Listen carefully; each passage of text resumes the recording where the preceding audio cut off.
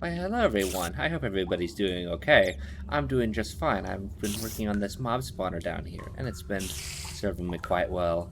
In any case, today's focus is mainly getting up to speed with the traditional Minecraft grind, so wherever you are, whenever you are, come, sit, relax, and enjoy a warm cup of craft with me.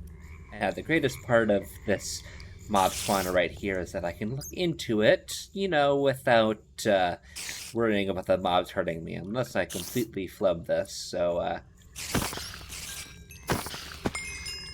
just have to be a little bit more careful.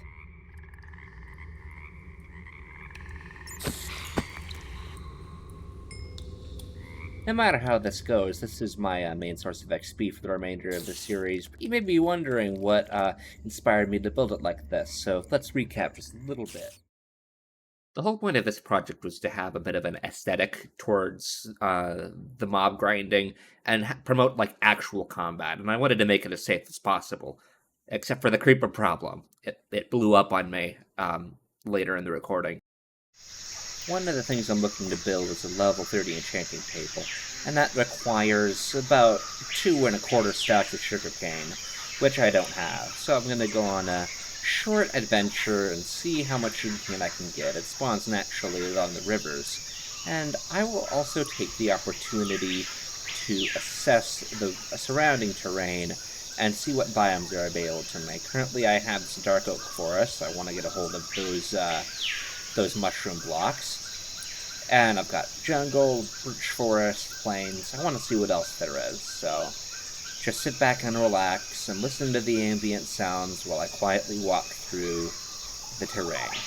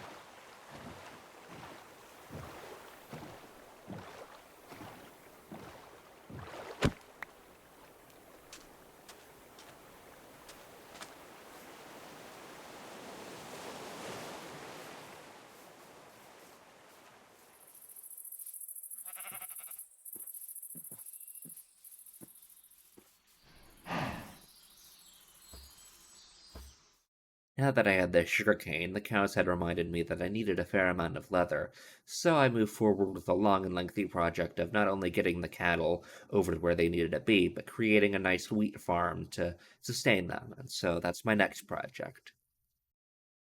The first part of the project was clearing out the entire mountain of all the trees and all the foliage. I wanted the entirety of the terrain to be completely engulfed in wheat.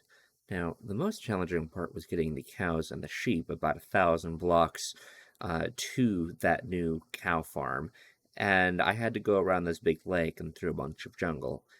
The main issue with jungle, however, is that not only is the terrain very treacherous, but there's a bunch of vines everywhere, which cause the cattle and sheep to try to climb them, and they will sometimes fall to their death.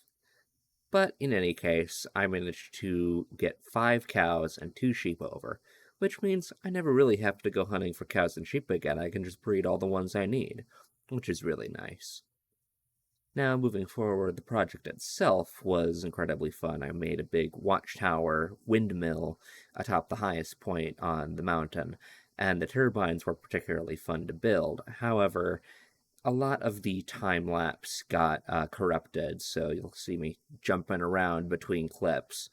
In any case, once it was finished, I decided I was going to lay paths all throughout the mountain, and then I was going to convert the entirety of the mountain into fertilized farmland, and then put a whole bunch of wheat on top. And then I lit it all up with jack-o'-lanterns, which was, I think it was a quite nice touch on my part. I really enjoyed it. In any case, sit back and enjoy the rest of the time lapse.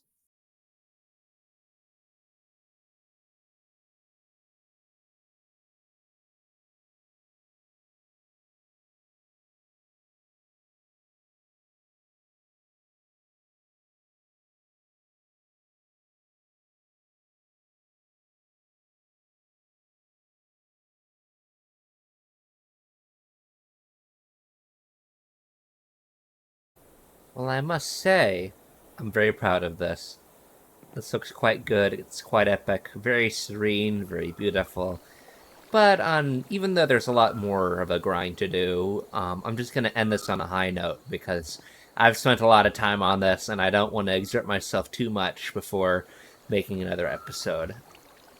So I'm just gonna leave it at that. So I hope you found it relaxing and had a good time. I certainly did. So I'll see you in the next one, hopefully in about 2 weeks, and have a nice day. Bye bye.